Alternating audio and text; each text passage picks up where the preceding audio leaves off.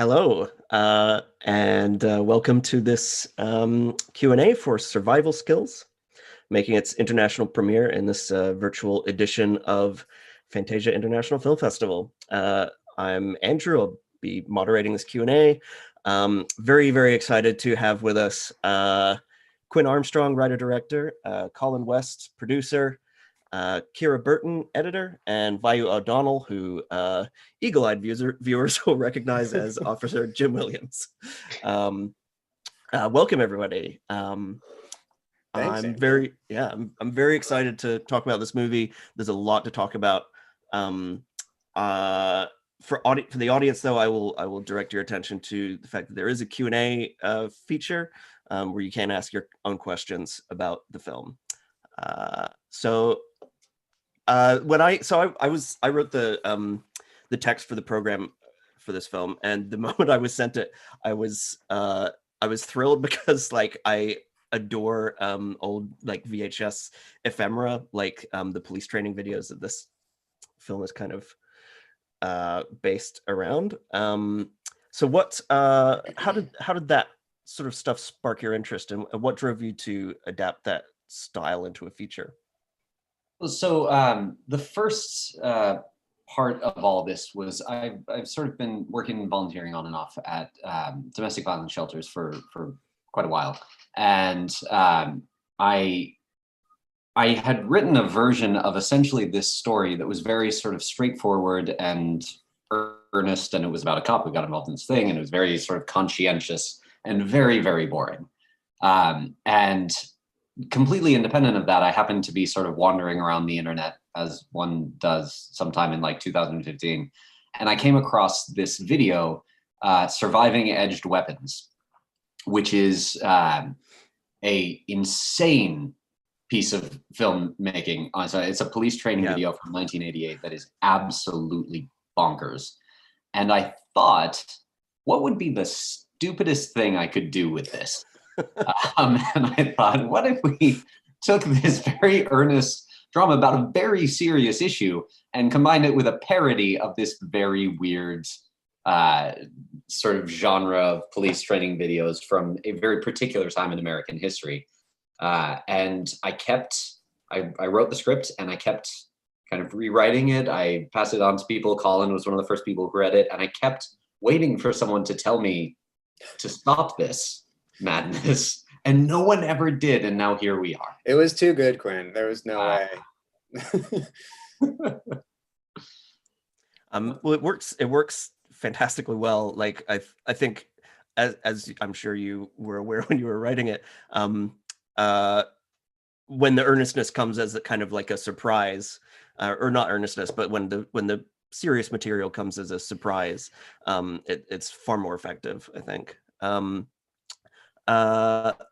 So talk us through, I'm sure that this, at Fantasia, there's a ton of people who are kind of intrigued about the process of creating the kind of faux VHS look, because I've seen it done in a lot of shorts and even features, and they kind of didn't quite nail it.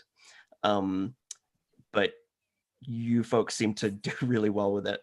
So what were the challenges, and how did you go about doing that? Yeah, this was kind of largely a collaboration between me and Keara on this stuff. The plugins and the filters that people use don't work because they essentially can't work. At the end of the day, they're algorithms, and they can create something that approximates different aspects of an analog process, but they can't really coordinate the sort of chaos that comes when you have magnetic tape rolling through a drum head, and all the weirdness that implies. So we actually shot the movie on an Arri Alexa that Panavision very generously provided for us, and we cut it on Avid. This is sort of par for the course for a lot of indie features. And then we took the finished movie and we put it on a bunch of VHS tapes. And I went around and bought every VCR in every Goodwill in the greater Los Angeles area. If you've been looking for a VCR in Los Angeles, I'm so sorry. I took all of them.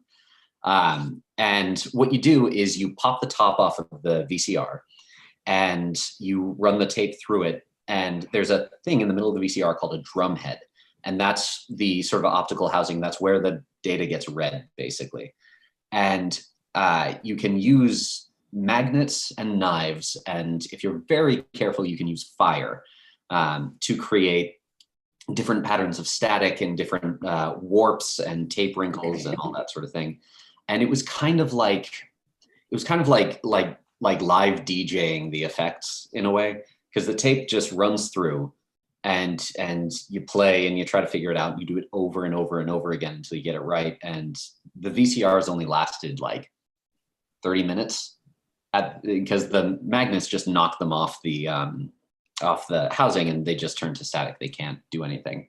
And so I had a stack of about 40 mutilated VCRs in my apartment at one point in this. It's actually kind of amazing that I set my apartment on fire during all this. And then poor Keara, we took the entire movie, ran it through VHS, put it back to digital, and then we gave it to you. And I don't even really know what that end process was like for you. Like for what was the like putting it back together at the end? Well, it was interesting because you don't really realize how bad real VHS looks until you see it.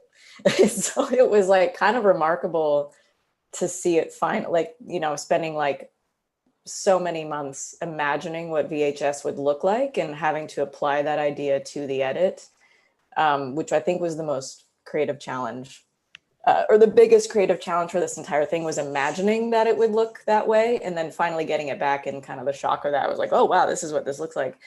And then it was about kind of like editing pieces together. So it's actually like, it looks seamless, but it's actually a number of different pieces stacked together to kind of like create this one damaged look. And we could like use damage and cut it in wherever we wanted, which was really nice because that's very seamless because it just looks bad, So yeah, it wasn't that bad. The whole process and waiting for it was difficult, but it was fun to get the pieces back finally and to be like, okay, this is a tape. So now we can really like think of this as a VHS tape, even though it was digital. Yeah. I sort of remember too, like, I mean, maybe you can speak to this, Keara, like there being just like beautiful surprises. It was almost like the movie had to be completely re-edited after we got the VHS, in there, because it's like, oh, there's so much narrative quality to this. Like, how can we incorporate that? It's like there's just like beautiful surprises that have come up, right? Yeah, and I think it was actually to the benefit of the film that I wasn't involved in creating the damage. So when I got it back, it was I was like, oh wow, so that's a really cool thing. And so Quinn and I kind of, together, he had his perfect pieces that he had been really working on that he wanted in there, and I was like, well, wait, there's this damage could be in this part of the story, because there was a chance of overdoing it for sure, because it was all cool, but we didn't want it to just be, right, insane. So we had a baseline the movie just on VHS tape without any damage, like planned damage. So it's kind of a combination of things we decided after the fact, and then things that Quinn very purposefully had in and that were even in the script that was finally just like real VHS damage. So it was a multi-layered process for sure. It's interesting because we talk about the VHS look in terms of like the texture of it, but it's also like there's also like visual language in how you actually shoot it and direct it, and particularly with this kind of educational stuff, like how it's performed. So how did you what was your process for kind of creating not just the look but kind of the feel of it? It's a question for anybody, I guess. I mean, I could sort of address the overall thing and then we can get more granular, but it is intensely frustrating. It was an intensely frustrating shoot because this was not a big budget production. We ran into a lot of challenges. We ran, into days where we were like, oh God, we only have this location for like 2 hours and we have to shoot like 4 pages here.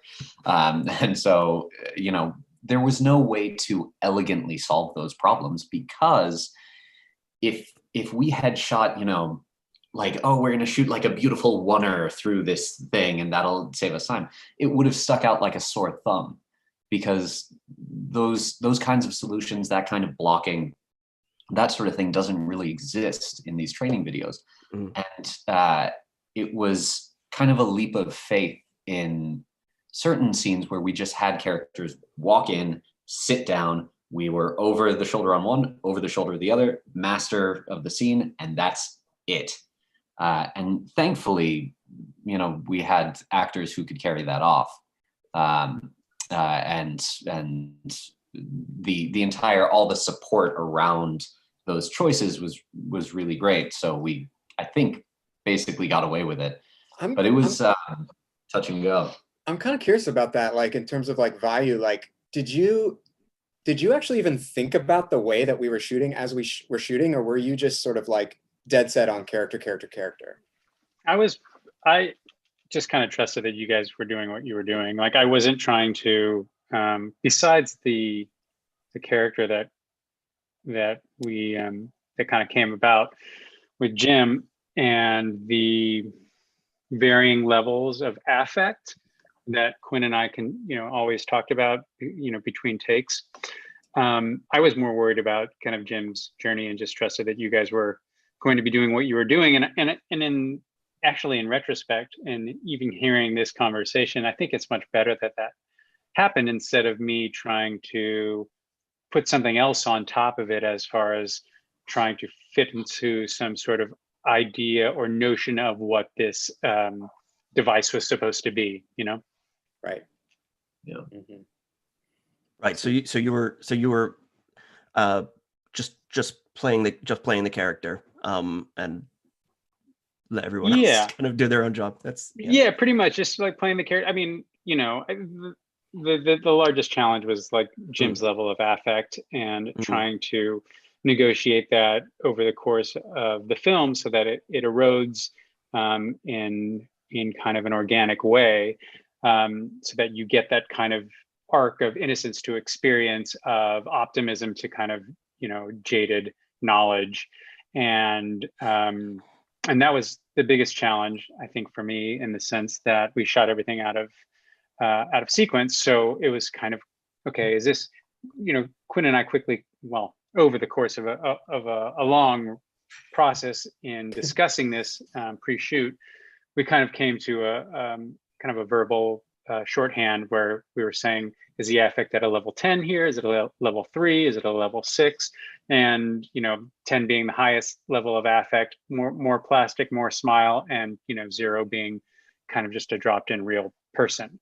And then we would often do multiple takes, giving a little bit more and a little bit less. And I do think that I often thought, God, I hope he knows what he's doing, because this just feels like a gargantuan clown show at this point. Like, welcome, here we go. And luckily, I was very surprised when I saw the piece. And to kind of go back to what you were talking about the manipulation of the VHS look, what I loved about that so much was that there was a thematic distortion that kind of mirrored the arc of Jim's erosion, and the sense that the distortion got more, and the dissonance got more, and that was something visual that you could see, as much as Jim started to become more and more unraveled. And I didn't expect that, going into the first time that I actually saw, I guess it was the final cut, when I saw it, maybe just some sound mixing, and I was really surprised by that, and I was happy. I was like, oh, this is a film. I mean, I can speak to that trust issue too, because I think you're not alone, Vayu, in terms of like, it's a weird movie. I mean, Quinn and I, like, I remember like getting the script and being like, I have never read anything like this. Like, this is in its own planet, like on its own planet, but it's like the more you sort of talk, in the early conversations with Quinn, and then, we did a short film before this, which also, starred Vayu, and Keara edited it, same crew really. And, we learned a lot from even that experience, you know. And it's like, okay, seeing how it can function on a small scale, and then like just scaling it up to the feature, which is no small gig, of course, but really I think worked in our favor. And I think that idea of like trusting Quinn was easy to do pretty early on. So well, you know, the other thing is that I thought the writing was always sound from the time that I first read the piece, and it wasn't a piece where I was going to come up to Quinn and be like, hey, this doesn't feel right, can I say this a little bit more like this? You know, it wasn't the kind of character, it wasn't the kind of script where I would say, I think he says, you know, some sort of abbreviation here instead of using the full text, or maybe he doesn't say all of that. I just, in a way, I kind of treated it as if I were doing, you know, Chekhov or something like that. Like, not to say that Quinn's Chekhov by any means. How dare you? But you know, the script was a script.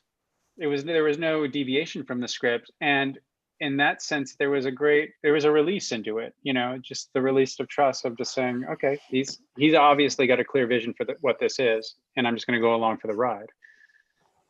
There were some folks. It's interesting because it's such a theatrical thing. It's such a theatrical piece, and there were many people, many actors who are playing very big characters. And there are some actors from this who, to this day, tell me that they have no idea what I was doing or like why I had them do it. Like, and it's funny because those performances are some of my favorite. Spencer Garrett, who plays the chief, does an amazing job. And that was a tough, long day that he was with us.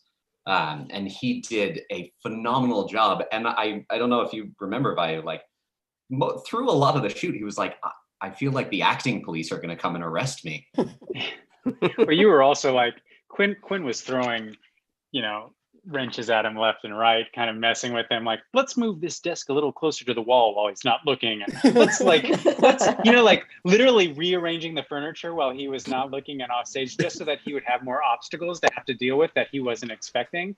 And you could see the actor being frustrated, but he's such a pro that it just went into his performance in such a beautiful way. And then to see his kind of flummoxed, goofy, you know, first scene, and then come back with the gravitas in that second scene where, you know, he talks about his dad being a choker, and we're in that kind of like pale, you know, whitewashed footage, and it's just it's got such like great depth to it. And I think, you know, Spencer is just a consummate professional. He's a champion. He really had one of the toughest days on set that I've ever seen an actor push through, and he was an absolute gentleman and delivered a hell of a performance. Yeah. How was it? What was it like working with Stacy Keach? Because he obviously lends the film a certain gravitas and like really plays into the police training kind of atmosphere of the whole thing. So what was that like? It was awful. I tried to stabbed me in my leg. No, he was great. He's amazing. Yeah. Stacy was with us on the short, and we basically did the short to get Stacy. That was like a big reason we did it. And we didn't. I paid a casting director like $200 to send a letter to Stacy's manager for Stacy. It was like a very personal sort of like, here's what we're doing. Please be in this movie for less than you're actually worth. Because he's a champion. We can't pay him what he's worth. And thankfully he sort of over the course of a couple months, we were sort of waiting to hear, and thankfully he finally signed on. The couple days that we worked with Stacy, we went home 4 hours early. Because what we did is we got two cameras. We set up one in a wide shot, one in a close-up shot. He sat behind that desk. We had a little teleprompter in front of the glass so he can read it and look in the camera. And he would do a take, and I would be sitting there during the take being like, what do I say to him? Like, I know I should get, more takes and that sort of thing. So I would just like come up with like, well, let's do it like this. Let's do it like this. And then, and I would be thinking like, oh, that was a stupid note to give. And then he would nail that note too. Yeah. The thing, this is one of the reasons why so many actors in this project, and I think in all my future projects, are theater actors, is because the level of technical control, and this is the same with Vayu, the level of technical control allows you to paint with a much finer brush when you're working with an actor. You know, you can maintain things you liked from one take and add things and change things. Whereas I've worked with some actors who, you know, they give you the take and that's it. And sometimes it's great, but they can't really move beyond that. That's kind of their thing. And that's totally fine. There are great actors who work that way, but it just doesn't work for me. But Stacey is, I have a quick funny anecdote about working with Stacey, because we are actually only in really one scene together, and you can't even really tell. It's at the end when everything kind of goes back to 16:9 and Jim's, you know, driving and Stacey's in the back seat. And we had done a rehearsal take and Stacey and I had barely met. You know, he was kind of doing his own thing. I was doing my own thing. And we're sitting in the car after his rehearsal take. And I'm just like, with a little wry sarcasm, try to break the ice, you know, because I'm obviously a fan and I would love to like talk to him and everything. And so I lean back and I say, so is that how you're going to do it? And he just was like stone faced. Yeah, something around there. And that was it. And I was like, oh, I meant that as a joke, but then I couldn't go back because it was awkward. So yeah, Stacey is a very terrifying person. Like, sure. You know, he's all these years of experience and his affect and all this stuff. But he's actually, I mean, of course, he's the sweetest man. I mean, he's been like, he's really like went out of his way on set to be kind to me. He knew I was a first-time director working with, you know, one of the sort of legends of American acting. But he was, you know, as long as he got, what was it? There was a particular soda he liked. I don't remember what it was. As long as we got like 10 packs. Oh, was it? No. I think it was some sort of like sparkly water. Yeah. We bought so much of that. We bought more than a human could consume in a month, just so we made sure that Stacey could have it. Yeah. But yeah, sweet man, wonderful actor. Yeah. The one thing that's I guess particularly interesting about the circumstances of the film is that I mean, I'm sure the film took like quite a while to make, but in the meantime, the world has kind of changed, and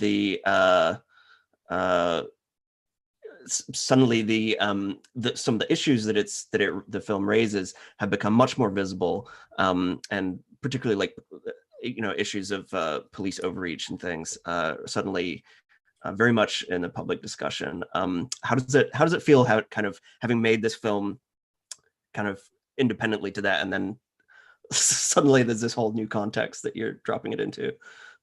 Yeah, I mean, Colin, I think you probably remember because we were accepted into Fantasia right around the time shortly after, I think, the murder of George Floyd, and all of this took place. And Colin, you probably remember, I think, the phone call where I called you and was like, we have to pull it from the festival. We can't. Yeah. I was absolutely convinced that we could not present this movie, not because there's anything, terrible in it or anything like that. I was just like, this is not the voice we need right now. People are hurting, people are in, a lot of pain, and now is not the time to be like, all right, but let's have like a detailed discussion about police training and stuff like that. Since then, I've talked to a lot of people about this. And I've sort of come to this understanding about the movie that I never really had about its more incendiary qualities, that it actually comes off much harsher on the way cops are trained, particularly, and the police system in general than just like, say, if we had made a movie about like a cop who was a domestic abuser. You know, that is a movie about a bad person, and this is a movie about a bad system. A person who starts out trying to do good in a bad system, and the collapse. But I'm still, you know, terrified. Because this is it.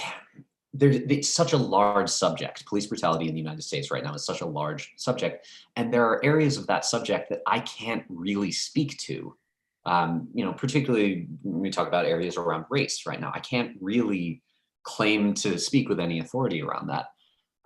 And so I think the thing, you know, and this is sort of what we all arrived at, the thing to do, put it out there, you know, let people make up their minds and experience the thing and have the experience. And, you know, if we get dinged for it, we get dinged for it. And that's okay.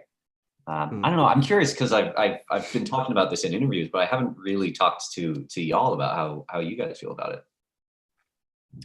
Totally. I mean, I think it's like you said, Andrew, like it's about, you know, the context of 2020, whereas these issues have been around for many years, you know, these systematic issues of policing and police training in particular. And I suppose, like, you know, this film, it doesn't really dive into the racial qualities of policing and so forth, which I think if we were to make the movie now, perhaps we'd touch on those things more. But at the same time, I do think, like what Quinn said, like I think this sort of like systematic analysis of policing in general is where, you know, is what we really stand behind, and what we sort of did at the beginning. It's like why the piece is interesting in Universal is because those things were happening back then too. Now they're at the forefront of, you know, the community, or the sort of like community consciousness. So I think it's kind of a great time for this movie, you know, to be honest, you know, and you're right, it will have its own, you know, people will have their own interpretations, and that's fine. But, you know, like we've said, like, you know, we still stand behind it for sure. And the response has been amazing. It's been really, I mean, I can't tell you what it feels like to put something that you're trying to communicate something to people, and you put it out in the world, and people like pick it up and think about it and think about things that you never thought about. People who are much smarter than I am are thinking and writing about this movie, and that's stunning. And, you know, I stand behind it 100%, and I'm glad it was made beforehand, because if it was made today, I don't think any of us could stop ourselves from throwing some grenades at, you know. Well, yeah, I think it comes from a place of truth, because it comes from, at least in part, your own personal experiences, right? And so it kind of like deals with, I guess, the issue of like a simplistic idea of heroism, kind of mashed up against like situations that are far more complex than that. Am I characterizing it correctly? I don't know. Well, yeah, actually, it was funny. Vayu and I were on an interview yesterday or the day before or something, and we were talking about Jim as a character, and we both have very different ideas, I think, of who Jim is, whether he is a good person who gets run through this system that betrays him and sort of degrades him, and in the way that the film quality degrades over time, and forces him to make these choices that end this way, or on the other hand is Jim sort of more of a classical tragic figure of somebody who has this one flaw that causes him to hurt other people. And is he kind of the villain in a way? But that makes complete sense, because as the actor, I need to completely justify everything that Jim is doing. So to him, you know, he's Odysseus. He's doing everything that he needs to do to complete his mission, and do it with the most earnestness that he can. And to you, you know, you're Homer, and like you're creating the character that you know has a tragic flaw that will, in the end, undo him. Right? Yeah, and I think it's a very 21st century tragic flaw, which is that this is a man who refuses to listen to the women in his life. And it's interesting. I was actually thinking about this after we talked the other day, because I was thinking about this thing of a man who refuses to listen to the women in his life. What a 21st century concept. But of course, it's not a 21st century concept. That's Agamemnon and Achilles, and that's Oedipus. And there are so many, all throughout human history, there are so many stories of men like this. And, I think that's a good thing. It taps into a something that I hope is older and brings it into this strange new but not new context. But yeah, I'm much harsher on Jim than anyone else is in this project. I'm much more like, no, he fucked up and then he dies at the end. And everyone else is like, well, we don't know if he dies. He's there. Someone might come save him. Yeah, he doesn't die in my mind. All right. You're robbing the audience of their own interpretation. It's no longer mine anymore. I don't have any, like, my opinion is no better than anybody else's on this. So I'm just a partisan in a camp now. That's all. I think it's interesting that it comes, you talk about it being a 21st century thing and yet not. The fact that it's kind of rooted in a very 1980s visual language kind of, I think it helps to make it a bit more timeless, I think, because these, particularly these ideas in like police training and things, they've kind of been accruing through decades. Well, the 80s are also a very particular time, and a time that echoes the time that we're in right now, this sort of like, conservative rollback that seems to happen every 30 years, which is not just a political thing. Like, it's not an accident that in 2016, when the election happened, Stranger Things was like the biggest deal in entertainment. That's nostalgia. And in the 80s, you had Back to the Future going back to the 50s. So yeah, and it's funny because if you look at the 80s, the biggest deal in the 80s was 50s nostalgia. And this is a constant thing, this sort of nostalgia thing, but it does seem to be most prominent in these like roughly 30-year increments, where everybody sort of collectively goes, well, things have changed too much and now we're scared. But the 80s are like, Stranger Things bothers me for that reason. It's a very well-made show, and like the whole, all the 80s nostalgia, all the stuff around Stephen King and all that, no problem with it in terms of craft, but like, were the 80s that great if you were not a straight white dude? Like, were the 80s that great if you were, a gay man and in the middle of a plague that would make the coronavirus look like the flu? I think and I think that's actually, people would say that that's history, that's in the past, whatever. I think it's actually really important to interrogate and to attack and disassemble ideas like that, because ideas like the 80s were great is those connect to ideas like Make America Great Again, which is an awful idea. And so I think, I will admit that there's a slight difference in like wide popularity between Survival Skills and Stranger Things. I will admit that perhaps like maybe a few more people have seen Stranger Things than have seen Survival Skills, whatever. So far. So far. Can you imagine the kind of shitstorm that would happen if just like inexplicably Survival Skills became like a huge deal for like a weekend? Everybody watched it. If it was like beamed onto their computers, it would be, I feel like I would get murdered, and probably you guys would too. Thanks, Quinn. But no, I think it is the idea of interrogating and deconstructing nostalgia and these sort of broad social things that we take for granted is really important and is work that can be done really well on film. Film is really well suited to that. Film works very well in nostalgia and that kind of mood. So the 80s, yeah, it had to be the 80s. It always had to be the 80s. And there had to be a satanic panic scene.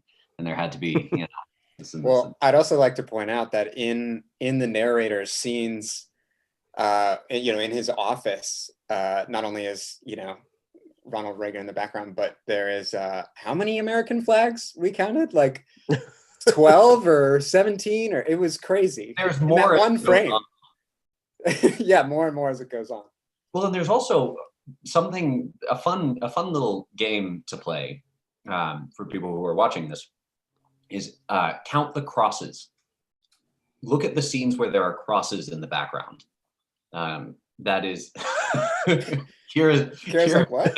Right now is my favorite. Person who's stared at the footage possibly the longest. Right. Oh yes. No, it's I'm not saying that there's any big, like, you know, Da Vinci Code conspiracy theory around it, but those crosses are there for a reason. And they're in the scenes that they are in for a very particular reason. And it's all one thing, you know, the cops, the church, Reagan, it's all this like loose sort of conglomeration of ideas of what normal is. And what the sort of baseline is that should not be deviated from. Yeah, 80s. Mm-hmm. Yeah, I think it's interesting the use of this kind of VHS ephemera thing, because like there is a huge amount of like nostalgia in how people kind of connect with that nowadays. You know, they go like, oh, this is like so funny that, you know, this old thing. But yeah, I was really pleased to see this film kind of like digging a little deeper and subverting it and kind of going, actually, what is this stuff saying? And that's the thing. You're allowed to like Back to the Future, and you're allowed to like Stranger Things. I used to teach part of my DV work. I used to teach gender and media in LA schools, and you know, I would go in and we would look at. There's this scene in The Notebook. Which I hadn't seen before this. There's a scene in The Notebook where apparently Ryan Gosling's character climbs up a roller coaster and is hanging in front of Rachel McAdams, who's on a date. And he says, go on a date with me or I'll drop and I'll kill myself. And we would talk and we would be like, how many different types of abuse is that? Like let's count the ways in which that's an awful abusive thing to do to somebody. And at the end, you know, we go through the ways that this is problematic, and then we say, you know what, it's okay if you like The Notebook, and it's okay if you like Stranger Things. You can watch Stranger Things and enjoy it, and just acknowledge that it presents a very white-centric, a very whitewashed and oversimplified view, and then, you know, you watch monsters kill people. It's fun. You bought her an easel. What's that? He bought her an easel. Oh, Ryan Gosling. I loved it. Yeah. You gotta love that. He bought her an easel. So the two scenes that we talked about were the Love Actually, or the Notebook scene, and a scene from Love Actually, the one with the cards out in front of. And it was really, every classroom we went to, these are like 16, 17-year-old kids, the girls would be like, that's fucked up. And the guys would be like, what? He's being romantic. You have to spend the whole class with them fighting back and forth. It's fun. Yeah, well, we're now talking about The Notebook. We're off topic a little bit. It's all connected, man. It's like connected. This is now a Notebook Q&A. Yeah. I'm Ryan Gosling. I'm happy to answer any questions you have. Yeah. I've kind of run out of broad topics, but I guess I'm intrigued about the fact that this is drawn from kind of personal experience working at crisis centers and things like that. What in particular are you sort of hoping to highlight with this film? Because it feels like, because it's a film about like the way that police react to domestic violence, and it's not necessarily something that everybody would kind of know about. What are you hoping to kind of pull back the curtain on? Well, it's tricky because this is not a polemical film. This is not, this is not an issue film. And that's nothing against issue films. They're great but they tend to be like entirely driven towards a goal of explicating this issue, showing around, causing change, that sort of thing. And that's amazing. That's great. And I think one of the uncomfortable sort of valleys that survival skills lies in is that it brings up this important social issue, but it doesn't give you the solution. It doesn't nor should it really.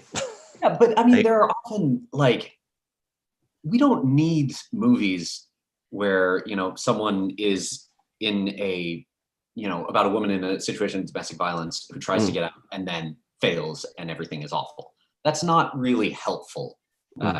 It's pure form. But survival skills is about sort of other things on top of that. And the issue of domestic violence is sort of the core that gets revealed. And so as far as things that I'm hoping to illustrate in the movie, I think one is how fucking useless the social services can be. They can be really great, but they are overwhelmed. They are not set up perfectly, to put it mildly. I mean, if you want to see a real dark version of this story, have it be, a mother who doesn't speak English, because I've seen this happen. You'll get an interpreter, you'll get a court advocate, but you'll get trounced in court. The jury will be less sympathetic. There's data on this. Juries tend to sentence non-English speakers much more harshly. And so I think the biggest mindset change that I would love to, I would love to sort of spread out into the world if I could, is to get rid of this why doesn't she just leave thing, which is really common. A lot of people, will hear about domestic violence and, well, I would never let that happen to me. I'd just leave. Why doesn't she just leave? And there are so many reasons. There's, financial abuse is the most common kind of domestic abuse. And I really wish there was more of a light shown on that, because I think people don't understand. There are a lot of people who, if the person is not getting hit, that's not abuse. That's just, a rocky relationship or whatever.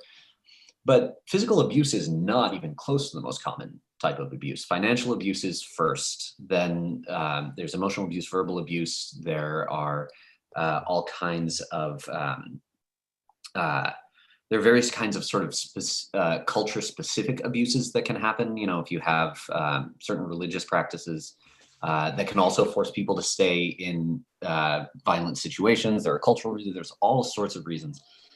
And so among the many things that I hope people get from this movie, I hope that people look at this and be like, okay, well, maybe it's more complicated, and maybe we shouldn't be thinking about, well, why didn't you leave? We should just be trying to help without judging, without putting people through the ringer on that. That's a bit of a long-winded answer to that, but yeah. No, it's a good answer, and I think all that stuff comes through in the film as well. Yeah, congratulations on the film. I think it's it occupies a very unique spot in the landscape today, and yeah, I really enjoyed it, and I'm sure our audience did too. What are you working on now? This goes for anyone. So I've been really happy to say this because I like the way people have reacted, because they get really nervous. So I'm working on kind of a similar project, but it takes place not in the world of police training videos, but in the world of like 80s teen slashers. And it's called Dead Teenagers. Mhm. And that's Terrific. all I'm going to say about that for now. But we're going to be shooting that early next year, I think. So maybe it'll come. Maybe it'll be in time for next Fantasia. We'll see. Maybe. What have you been up to, Vayu? Have you? Oh, me? Yeah. Oh, I was like asking Vayu at the same time. Well, I'm in a hotel room right now because I am. You are not in a hotel room. You are in a David Lynch movie. Right I now. am in. Yes, I am in the Black Lodge right now. Yeah, I'm in upstate New York shooting. About to shoot a movie, which I know sounds insane, being that It does. August or September of 2020. But yeah, we start in a month. And yeah, we're shooting a movie up. I guess I'm directing this one, written and directed this one, and Miss Keara down there is editing. She's going to be out here soon, isn't she? Yep. It's imminent.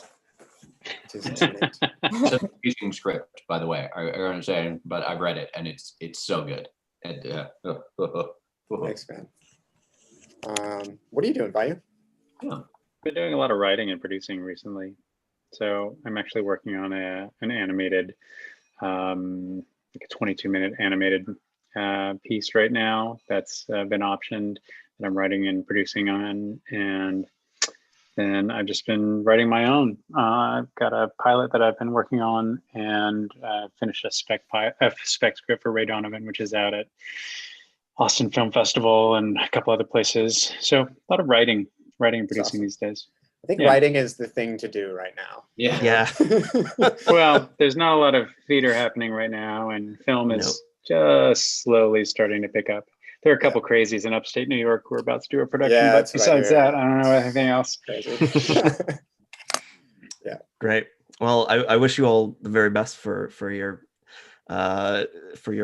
endeavors, whatever they may be, and for the future of the film. Thank you so much for your time. It's been a pleasure talking about this film. And yeah. Thanks, Andrew. Thanks, Andrew. Yeah. Hey, Thus everybody. concludes the Q&A. Bye.